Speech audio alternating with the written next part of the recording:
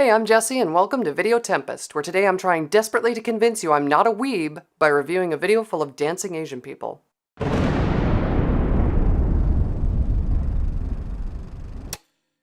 Video Tempest plows through the storm of YouTube content, bringing you reviews, critique, and analysis, and to prove my startling lack of weebness, I'm reviewing a video from 1 Million Dance Studio out of Seoul, South Korea. Their music video for Jay Park's All I Wanna Do. This video isn't amazing because of its excellent camera work, transitions, cinematography, and set design. It's amazing because they accomplished all of this in 48 hours, from initial choreography and practice to production to post, all within the span of 2 days. So how exactly did they manage to pull together such a visually compelling music video in such a short time? Well, it all starts with the choreography and dancers, especially this girl, for no particular reason. These are professionals who are constantly learning and developing their craft and are no stranger to the camera. 1 Million Dance Studio has a whole YouTube channel full of stuff they're working on day in and day out. However, the real star here, quite literally, is this guy, Jay Park himself, an idol who was at one point considered one of the best dancers in K-pop. He brings not only his song, but his flair and style to a crew of considerably talented individuals, who together are able to pull together this awesome display. The video shies away from incorporating any kind of parallel story, or really any kind of story at all, in favor of simply showcasing the dancers and choreography. And while the addition of story elements would add depth and emotion to the video, it was likely too complicated to add for a 48-hour challenge. And really, fans of 1 Million Dance Studio are here to see the dancers and choreography. Moving from the subjects to the setting, the video really shines with its use of smart, innovative production design.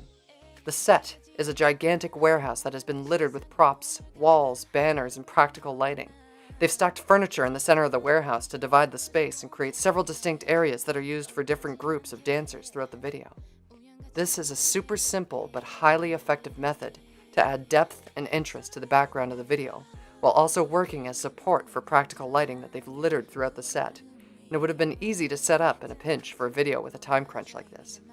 They definitely had some traditional film lighting on set as well, as evidenced by these shots, where you see some ARRI fixtures and softboxes and on C-stands. But they did a really great job of keeping the film lighting out of the final. In fact, you only catch a glimpse of a light stand once or twice in the entire video. Finally, the camera was a work of beautiful simplicity in itself. It looks like they elected to shoot almost the entire video with the camera on a DJI Ronin. This is a stabilizer that allows them to get those buttery smooth shots that look like dolly moves, while at the same time allowing the operator to boom, tilt, or pan the camera freely. Almost a cop-out, but hey, if you can do all these moves with one tool, why wouldn't you?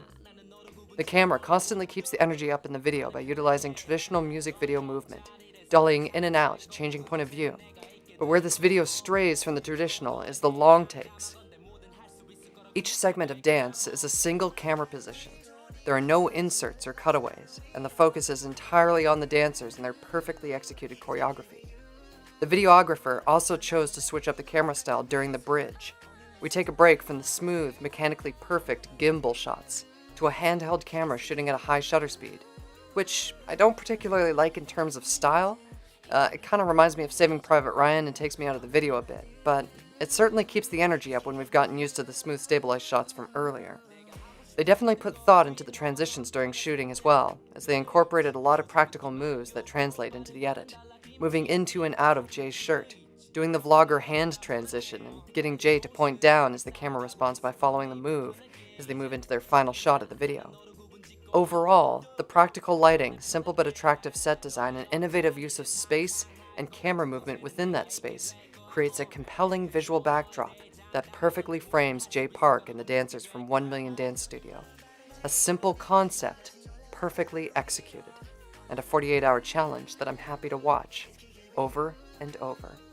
Have you participated in a 48-hour film festival? If so, let me know what kind of challenges you faced in the comments below. I did some production design for one a year or so ago, and it was a fantastic experience to put something together in such a short time. If you'd like to see more content like this, go ahead and click on that subscribe button and click the bell icon so you can be notified as soon as new reviews, critique, and analysis videos are available. And if you'd like to help support more content like this, please consider becoming a patron. My Patreon link is in the description of this video, and every little bit counts. Thank you so much for tuning in, and I'll see you next time.